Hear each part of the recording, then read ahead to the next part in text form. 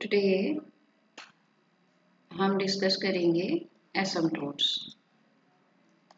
एसिम्पटोट्स एक तरीके की टेंजेंट होती है, ठीक है। तो अगर मैं डिफाइन करूं व्हाट इज एसिम्पटोट, तो this is tangent to a curve,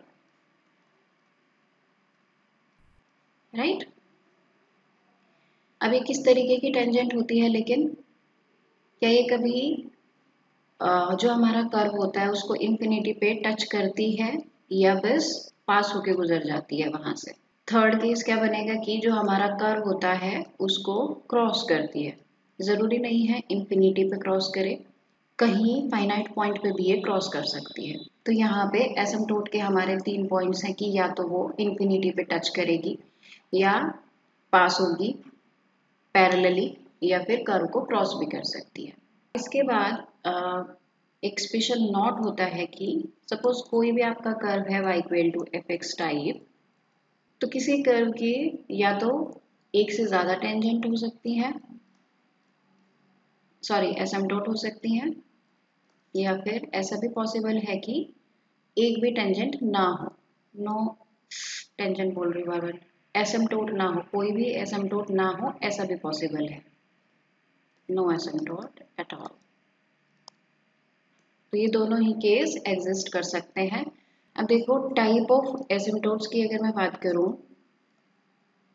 तो these are of two types. First one is parallel to axis, ठीक है। और यहाँ भी आपके दो सब केस बनेंगे। First one is parallel to x axis and second will be parallel to y axis, और दूसरा होता है ऑब्लिक एसिम्पटोट्स। तो सबसे पहले पैरेलल टू एक्सिस मींस जैसे x इक्वल टू a आ गया या फिर y equal to b something आ गया, तो x एक्सिस के पैरेलल और y एक्सिस के पैरेलल आप कैसे कैलकुलेट करेंगे। उसके बाद अगर इस तरीके की इक्वेशन आपका या फिर कर्व इस तरीके का गिवन है कि उसमें आपके पैरेलल टू एक्सिस एग्जिस्ट नहीं करती, तो तब हम वहां पे ऑब्लिक एसिम्पटोट निकालते हैं। ऐसा जरूरी नहीं है कि अगर उसके पास कर्व के पास पैरेलल टू एक्स एक्सिस नहीं है उसी के बाद ऑब्लिक एसिम्पटोट एग्जिस्ट करती है। जी नहीं, ऐसा नहीं होता।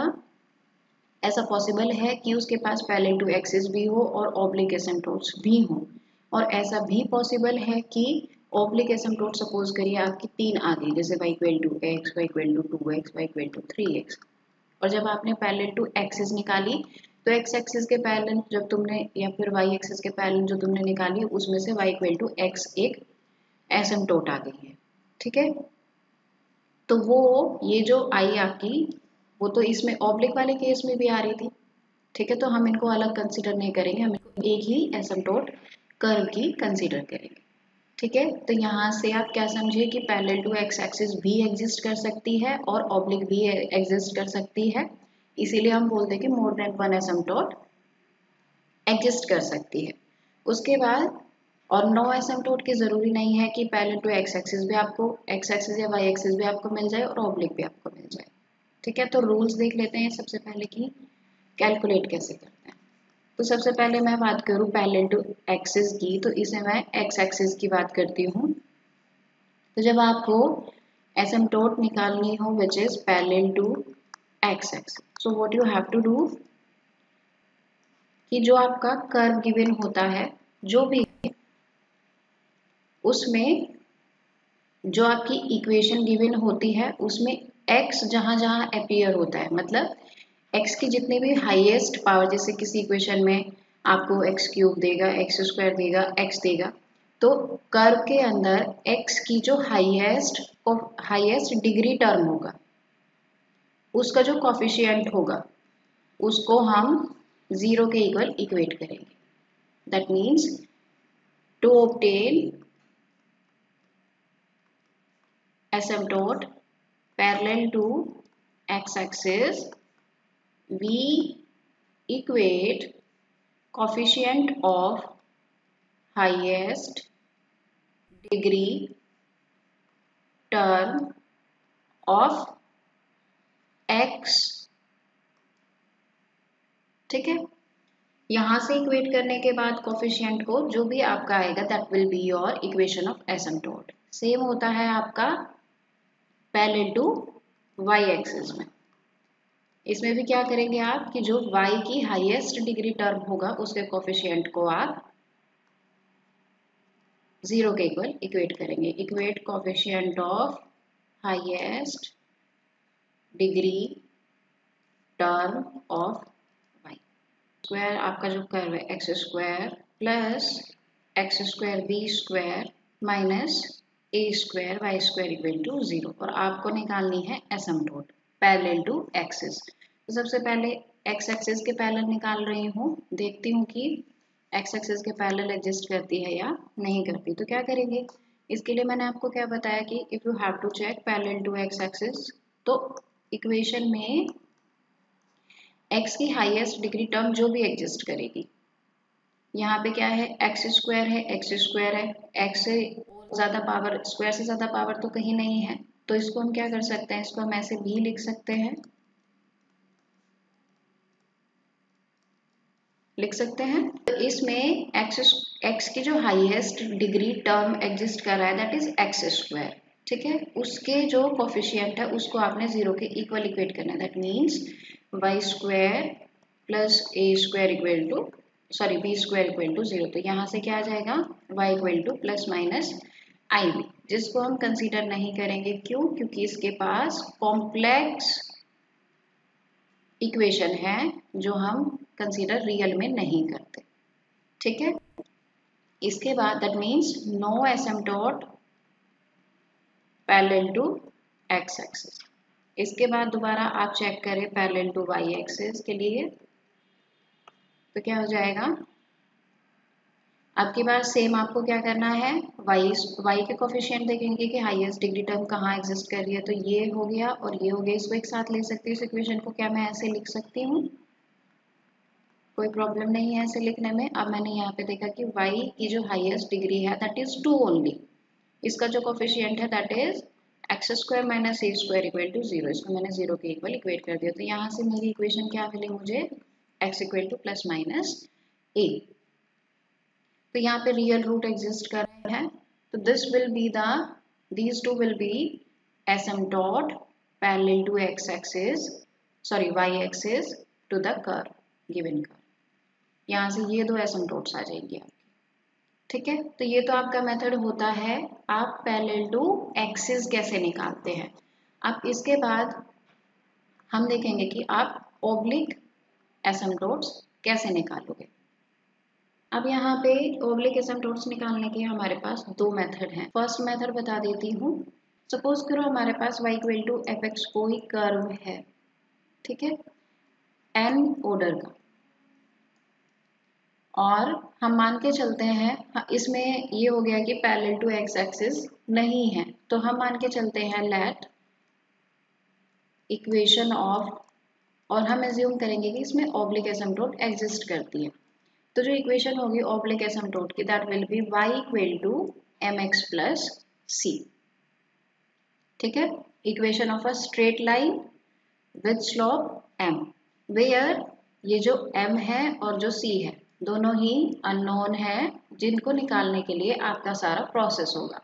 फिर ये m और c की वैल्यू जब तुम लोग निकाल लोगे उनको यहाँ पे सब्स्टिट्यूट कर देना है, और जो भी वैल्यूज आएंगी उनके अकॉर्डिंग आपकी एसिम्प्टोट की इक्वेशन बन जाएगी। हमने मान लिया कि this is our equation of asymptote. Now you have to calculate values of m and c। इस इक्वेशन को जो भी आपको यहाँ इक्वेशन गिवन है उसमें आप सब्स्टिट्यूट कर दो। इसको हम ऐसे भी लिख सकते हैं, ये भी लिखने का तरीका होता है, ठीक है। तो ये जो आपकी इक्वेशन है, suppose this is 1, this is 2। Now from first and second, जब तुम ये y की जो भी इक्वेशन यहाँ से आएगी इसको इधर इक्वेशन में जो आपकी गिवन इक्वेशन थी उसमें आप सब्स्टिट्यूट कर दे, तो इस तरीके से आपकी इक्वेशन बनेगी। पहले x और y में दो वेरिएबल्स में थी, अब जब तुमने y को in terms of x substitute कर दिया गिवन इक्वेशन में, तो आपकी जो पूरी इक्वेशन है वो एक ही वेरिएबल x में एग्जिस्ट कर जाएगी। y तो कैंसिल हो गया, वहां से y तो हट गया पूरा। अब जो इक्वेशन तुम्हारी निकल के आएगी that will be in x variable only.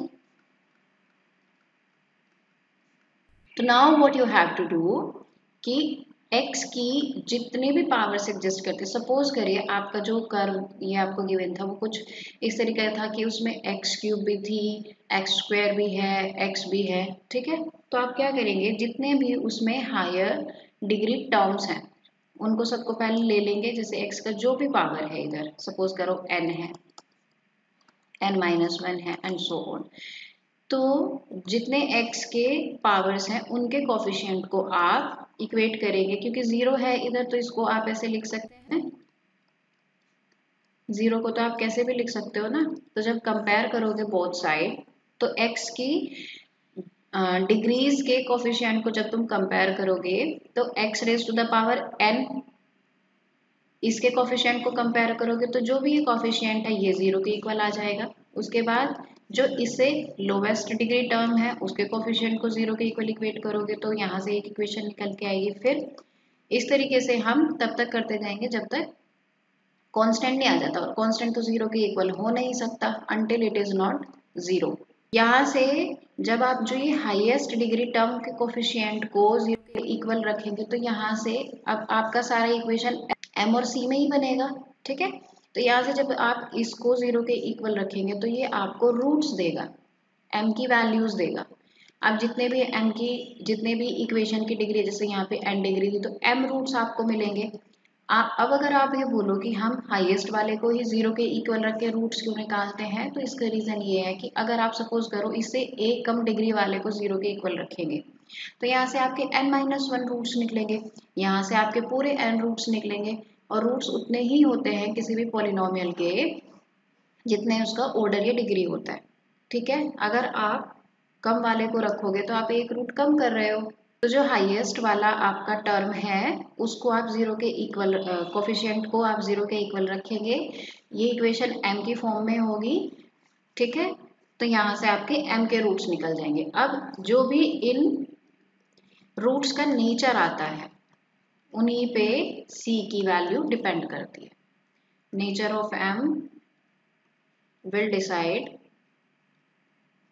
Value of c। अब तुम्हारे पास m आ गया, ठीक है।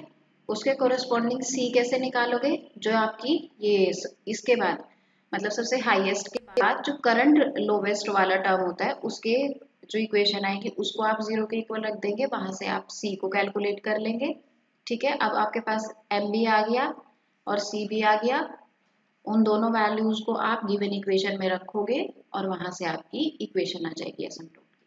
तो ये है आपका first method, x plus Y equal to 0। This is the curve जिसके लिए आपको ऑब्लिक एसिम्प्टोट्स निकालने हैं। या फिर अगर मैं बात करूं कि आपको एसिम्प्टोट्स निकालने हैं तो सबसे पहले हम एक बार चेक कर लेते हैं कि क्या इसके पास पैरेलल टू एक्सिस भी है। तो आप देखो पैरेलल टू एक्स एक्सिस करना पड़ेगा, तो x की जो हाईएस्ट डिग्री टर्म है ढूंढो कहाँ पे है। यहाँ पे तो x है, यहाँ एक्स स्क्वायर है, यहाँ एक्स क्यूब है, यहाँ पे x है, तो सबसे बड़ा तो यही है, हाईएस्ट डिग्री क्यूब है। तो उसका जो कोफिशिएंट है क्या है -6, उसको हमको जीरो के इक्वल रखना पड़ेगा, that is not possible. That means no asymptote parallel to X axis. Same अगर आपको y एक्सिस के पैरेलल निकालनी हो तो क्या करेंगे आप, y का जो हाईएस्ट डिग्री टर्म है which is y cube here, उसका कोफिशिएंट है 1, उसको जीरो के इक्वल रखेंगे, जो पॉसिबल नहीं है, दैट मीन्स नो एसिम्प्टोट। चलते हैं कि इसके पास ऑब्लिक एसिम्प्टोट एग्जिस्ट करती है। तो क्या हो जाएगी इक्वेशन जो हम एज्यूम करते हैं, y equal to m x plus c. Suppose this is 1, this is second. तो अकॉर्डिंग टू रूल या फिर मेथड क्या करेंगे, y equal to m x plus c को हम इस इक्वेशन में सब्स्टिट्यूट करेंगे। तो फर्स्ट एंड सेकंड से क्या हो जाएगा, जब आप इसकी वैल्यू को इधर सब्स्टिट्यूट करोगे तो it will be M x plus C cube minus 6x M x plus C whole square plus 11 square M x plus c minus 6x cube plus x plus mx plus c equal to 0. This is your third equation, new equation. तो क्या करो, इनको अब हर एक को expand कर लो आप, क्योंकि हमको क्या चाहिए, जो प्रोसीजर था आपका जो मेथड था उसमें क्या करते हैं हम, जो x की, अब ये देखो पहले ये x और y दोनों में थी, तो जो मैंने बताया था f(x, y) = 0 फॉर्म की थी ये वाली इक्वेशन। अब ये कन्वर्ट होने के बाद जब ये इक्वेशन को y को मैंने इधर mx + c फॉर्म में कन्वर्ट कर दिया, तो अब ये जो इक्वेशन आ गई ये आपके सिंगल x में आ गई। ये आएगी आपकी अननोन है m और c, f m c में कन्वर्ट हो जाएगी और एक सिंगल वेरिएबल x में कन्वर्ट हो गई है पूरी इक्वेशन, y कहीं नहीं रहा इसमें। तो अब मुझे अकॉर्डिंग टू रूल जो x की हाईएस्ट डिग्री टर्म्स इस इक्वेशन में अपीयर होंगी उनके कोफिशिएंट को और उससे लोवेस्ट वाले को 0 के इक्वल इक्वेट करना है, ताकि मैं m और c की वैल्यूज को कैलकुलेट कर सकूं। तो उसके लिए मुझे पहले x³ x² टाइप इनको इकट्ठा करना पड़ेगा, तो उसके लिए मुझे पहले इसको एक्सपेंड करना पड़ेगा। तो जब मैं इसको एक्सपेंड करूंगी, ये क्यूब ऑपरेट करूंगी, तो क्या बनेगा a³ + b³ + 3ab। तो मैं x³ वाले टर्म्स एक साथ कलेक्ट करके लिख रही हूँ, ये आपका x³। इसके साथ अब जो सेकंड हाईएस्ट डिग्री बनेगा, जब तुम स्क्वायर को ऑपरेट करोगे तो x² वाली टर्म्स बनेंगी यहाँ से, ठीक है। और यहाँ पे तो सिंगल है x², ये मेरा आपका x² वाले टर्म्स। अब इसके बाद इससे कम डिग्री की कौन सी एग्जिस्ट करेगी x, तो 1 × x, और यह है दैट इज c³ + c = 0। तो इस इक्वेशन को थर्ड को एक्सपेंड करने के बाद हमारी इक्वेशन बनती है ये, ठीक है। तो अब अकॉर्डिंग टू रूल और मेथड जो x की हाईएस्ट डिग्री टर्म होती है उसके कोफिशिएंट को आप 0 के इक्वल इक्वेट कर दें। तो इसको मैंने यहाँ से इक्वेट कर दिया। अब ये देखो तुम्हारी इस तरीके की इक्वेशन है, इसके रूट तुम इजीली निकाल सकते हो। तो जब तुम इसको सिंप्लीफाई करोगे तो यहाँ से कितने रूट आ जाएंगे 1 2 3, 3 ऑर्डर की थी, ठीक है। हाईएस्ट डिग्री टर्म जो इक्वेशन में था 3 था, तो 3 ही इसके रूट होंगे, ठीक है। अच्छा, अब m के तो आ गए हमारे पास। अब c को निकालने के लिए, c की वैल्यू को कैलकुलेट करने के लिए क्या होता है कि हाईएस्ट डिग्री टर्म से एक डिग्री कम वाले कोफिशिएंट को हम 0 के इक्वल रखते हैं। That means this have to be 0 for c।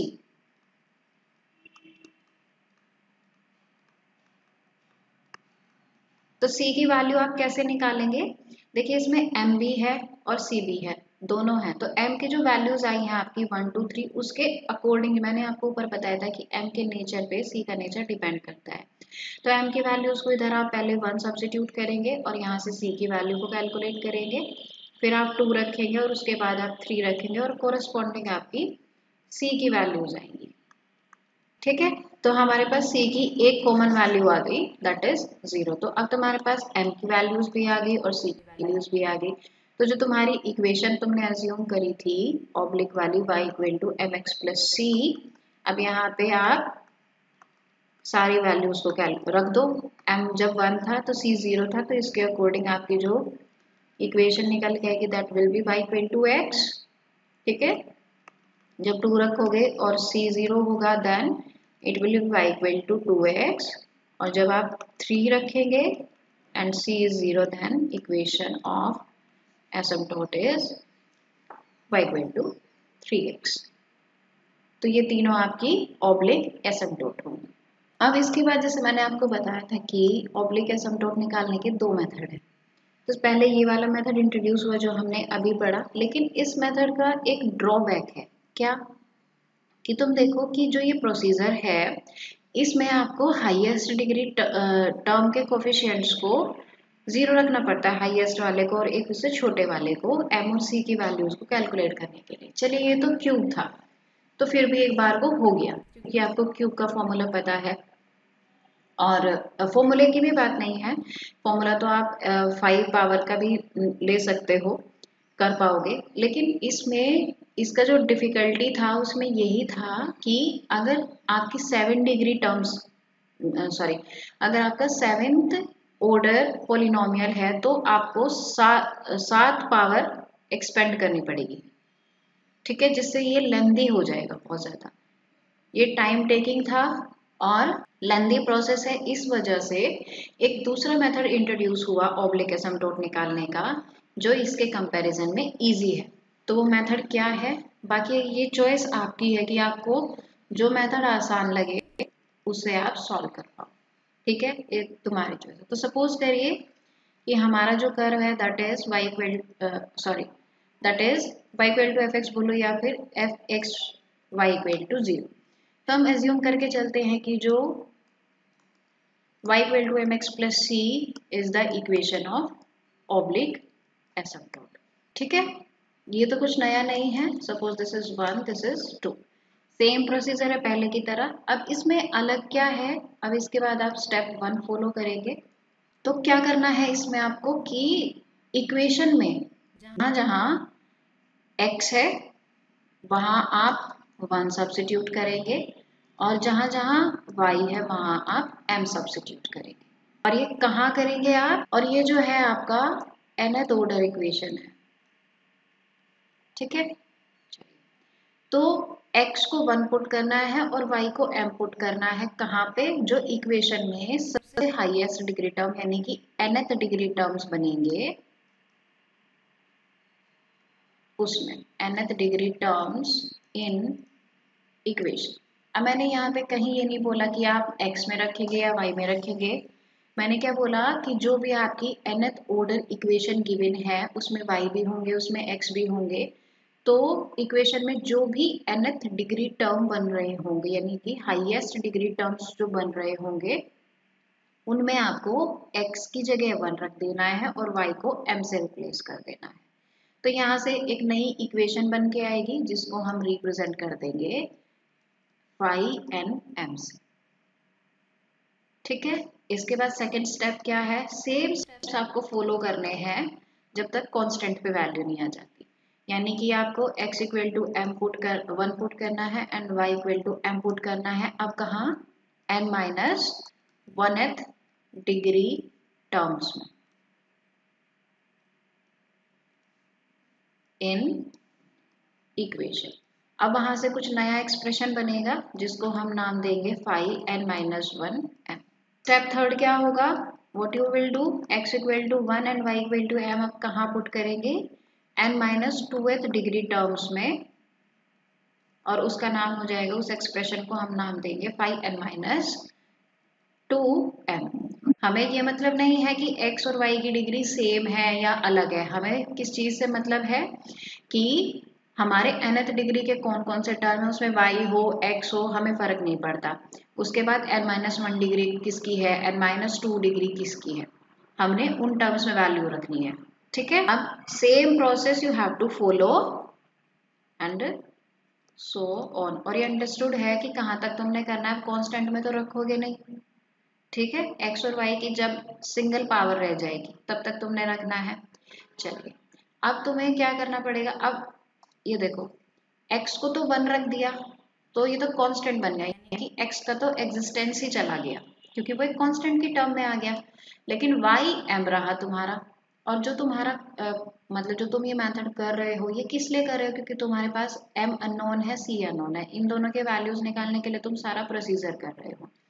और जब तुम इक्वेशन बना रहे हो, जैसे ये एक्सप्रेशन बनाया, तो इसमें सिर्फ m रह गया, सिंगल वेरिएबल रह गया जिसकी वैल्यू तुमने कैलकुलेट करनी है। इसी तरीके से जो ये वाला एक्सप्रेशन बनेगा इसमें भी m में इक्वेशन बनेगी, जो ये वाली नेक्स्ट बनेगी इसमें भी m में इक्वेशन बनेगी। c तो अभी कहीं नहीं है, तो अब तुम्हें निकालने हैं m के रूट्स। तो m के रूट्स निकालने के लिए आप क्या करेंगे, जो आप हाईएस्ट डिग्री टर्म से जो आपने एक्सप्रेशन बनाया था फाई एन एम, उसको आप 0 के इक्वल सब्स्टिट्यूट कर देंगे। जैसे वहां पे हाईएस्ट कोफिशिएंट को किया था आपने फर्स्ट मेथड में, तो यहाँ पे जो हाईएस्ट डिग्री टर्म का जो एक्सप्रेशन बनता है इन एम, उसको आप 0 के इक्वल रख देंगे। तो यहाँ से आपके एम के रूट्स निकल के आएंगे, और कितने होंगे, जितना उसका ऑर्डर होगा, यहाँ पे एन है तो एन हमारे रूट्स निकल के आ जाएंगे। अब तुम्हारे पास एम की वैल्यूज आ गई सारी, और जो c की वैल्यूज होंगी वो डिपेंड करेंगी m की वैल्यूज पे। तो c की वैल्यू जैसे वहां तो आपने क्या करा था, सेकंड जो हाईएस्ट डिग्री कोफिशिएंट था उसको 0 के इक्वल इक्वेट करके कर लिया था। यहाँ पे आप क्या करेंगे, आपके पास फॉर्मूले होंगे और जो c की वैल्यूज डिपेंड करेंगी वो m के नेचर पे डिपेंड करेंगे। मतलब m के जो रूट्स आते हैं वो किस तरीके के आते हैं, रियल आते हैं, आपस में डिस्टिंक्ट हैं, या फिर सेम तरीके के हैं, या फिर सारे ही सेम हैं। ठीक है, तो यहाँ से सपोज करिए केस 1 में लेके चलती हूँ कि if all values of m are distinct. Distinct मतलब अलग अलग है, सारी वैल्यूज अलग है, जैसे कि m की वैल्यू 1 2 3 आई थी लास्ट वाले क्वेश्चन में, तो सारी आपस में अलग है। तो देन c को निकालने का फॉर्मूला क्या होता है, phi n minus one m, जो एक्सप्रेशन तुमने ऊपर निकाला था, divided by derivative of phi n m।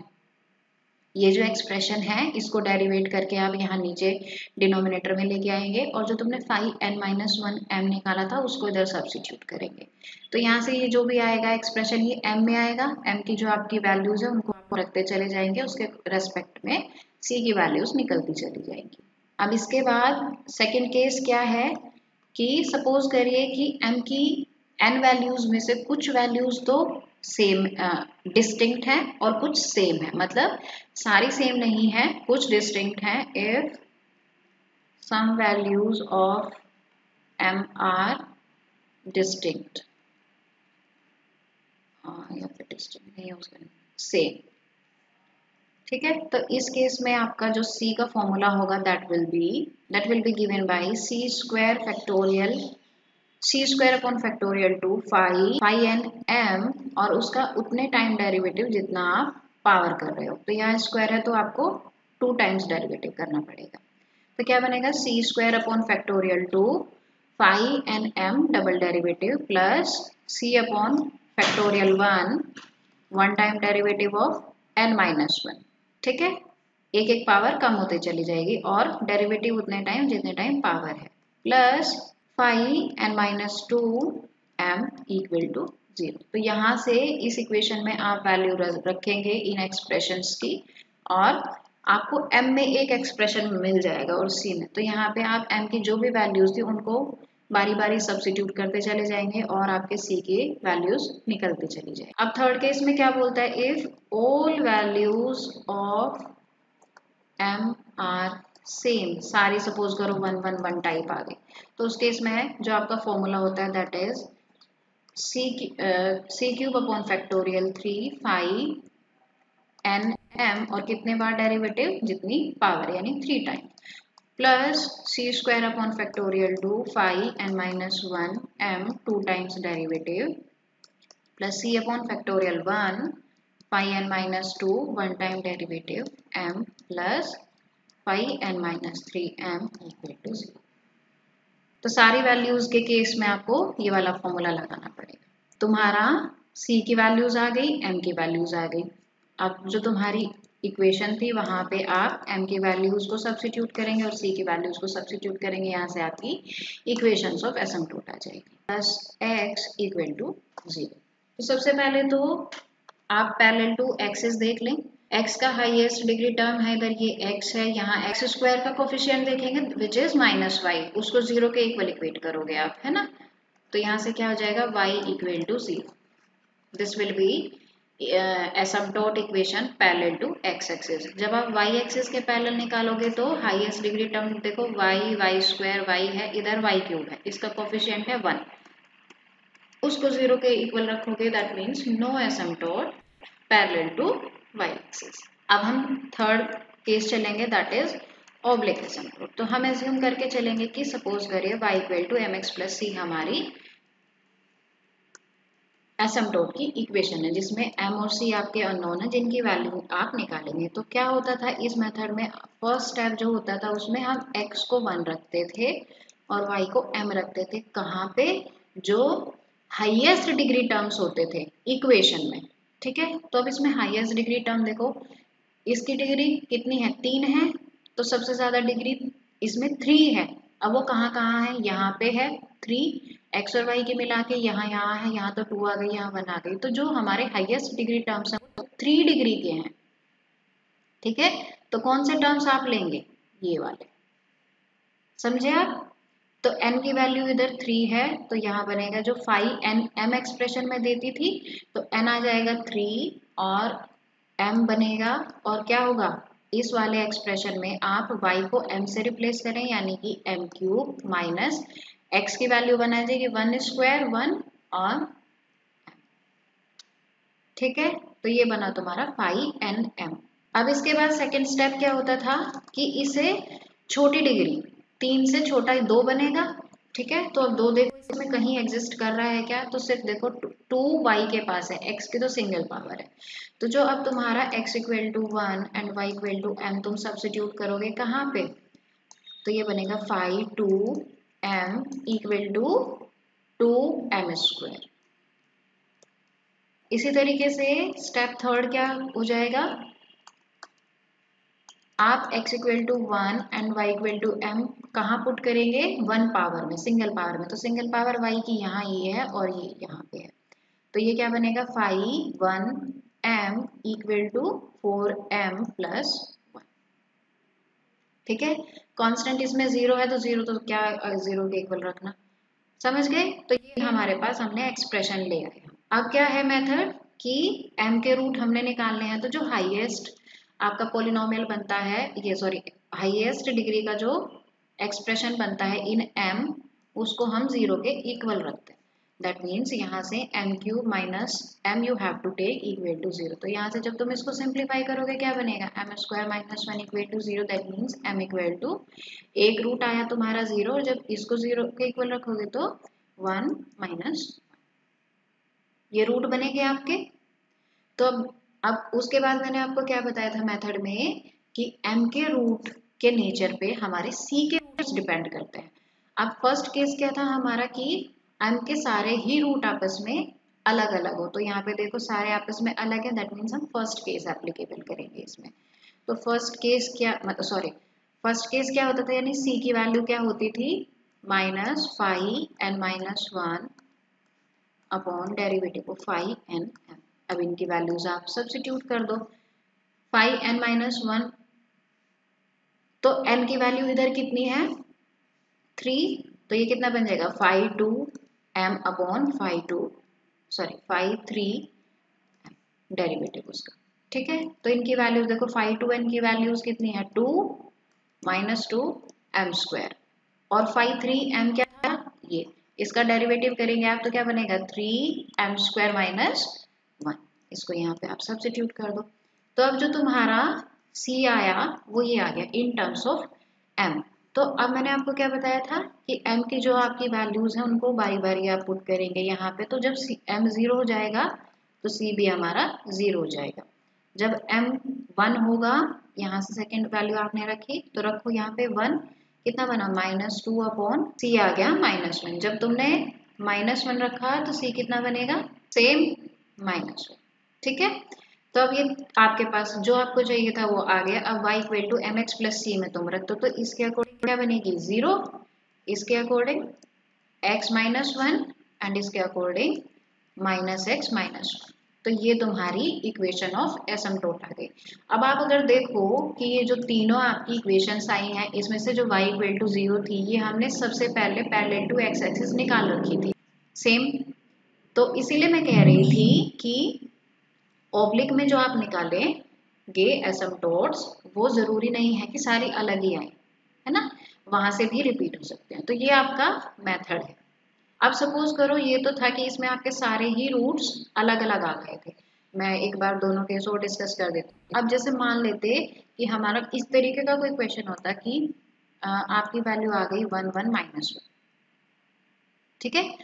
तो अब इसमें आपके दो रूट तो सेम आ गए और एक अलग आ गया, तो सेकंड वाला केस लगेगा जिसमें आपका जो दूसरा एक्सप्रेशन था जो सी वाला था क्या था, सी स्क्वायर अपॉन फैक्टोरियल 2 5 क्या था डबल डेरिवेटिव 5nm, यानी कि यहाँ पे 3 आ जाएगा सॉरी, प्लस सी अपॉन फैक्टोरियल 1, और यहाँ क्या बनेगा 1 time derivative of 2m plus 5 क्या आएगा 1m इक्वल टू 0। तो यहाँ से तुम इनकी वैल्यूज रख लोगे क्वेश्चन से, और एक तुम्हारा एक्सप्रेशन बन जाएगा c और m में।